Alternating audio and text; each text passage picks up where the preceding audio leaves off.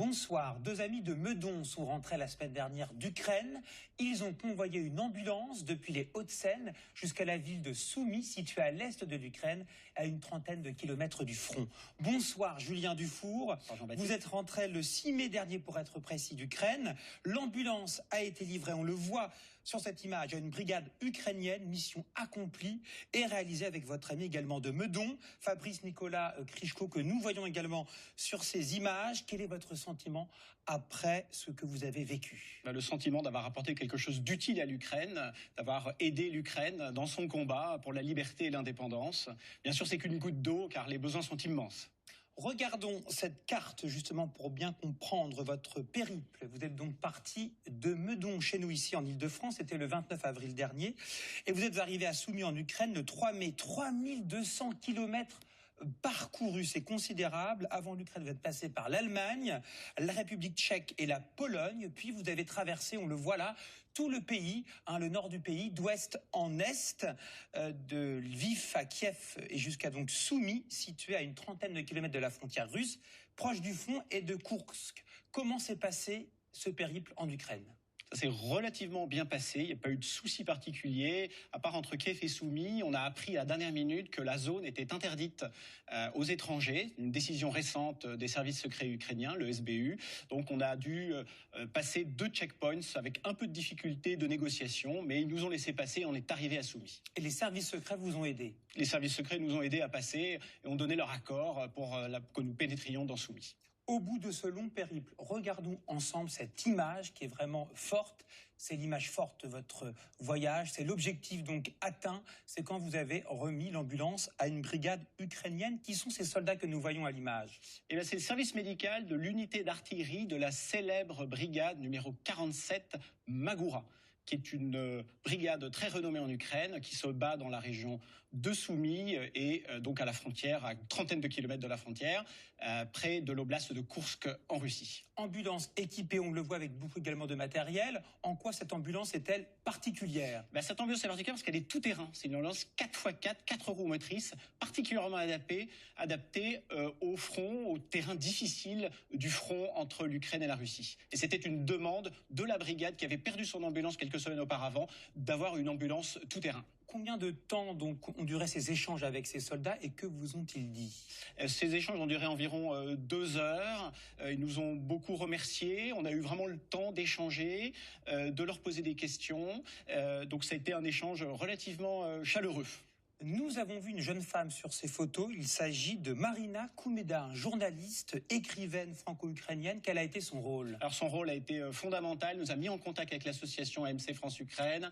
Elle nous a accompagnés jusqu'à Soumy. Elle nous a aidés dans la logistique, dans la traduction avec la brigade, nous a passé les checkpoints, à nous aider aussi dans notre campagne de financement participatif. Alors justement, pour l'opération, vous en parliez de l'association, notez bien chez vous, Aide médicale et caritative France-Ukraine. Quel a été le rôle de cette association? Cette association, qui est spécialisée dans l'aide médicale à l'Ukraine et notamment les ambulances, nous a aidé à trouver une ambulance, à l'équiper avec du matériel médical au dernier cri, à organiser les papiers d'exportation vers l'Ukraine et à nous mettre en relation avec la brigade Magoura.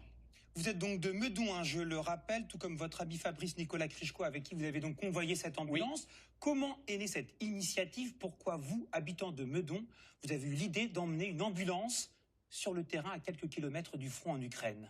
Moi, ce conflit m'intéresse beaucoup, me touche beaucoup. Je le suis au quotidien depuis 2022 et avant.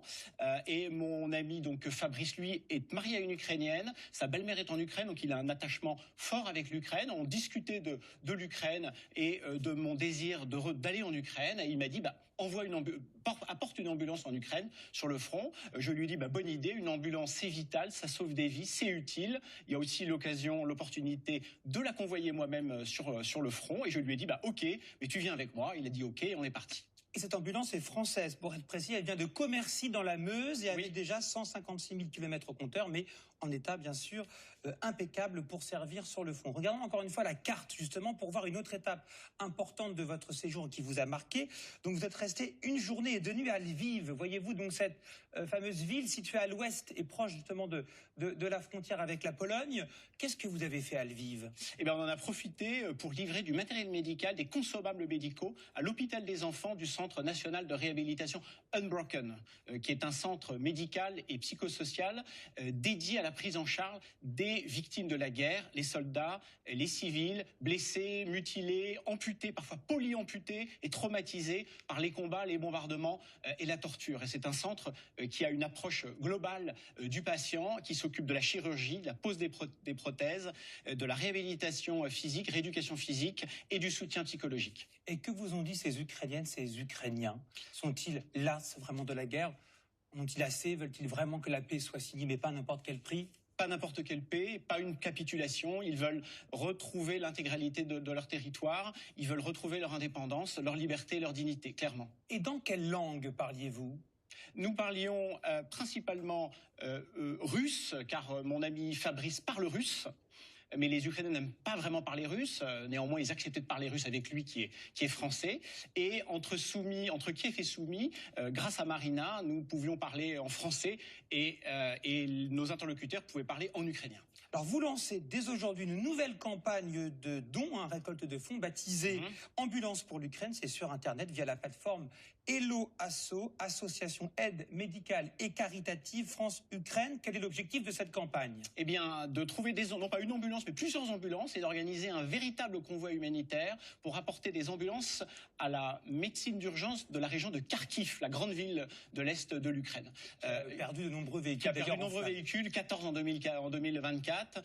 Les ambulances sont des cibles prioritaires pour les forces russes. Donc, ils ont besoin d'ambulances pour secourir les blessés, les civils notamment. Et voilà, donc on lance cette campagne. Merci beaucoup Julien Dufour. Et donc pour vous suivre sur les réseaux sociaux, on l'a vu à l'instant, Ambulance pour le front. Tout de suite, votre journal.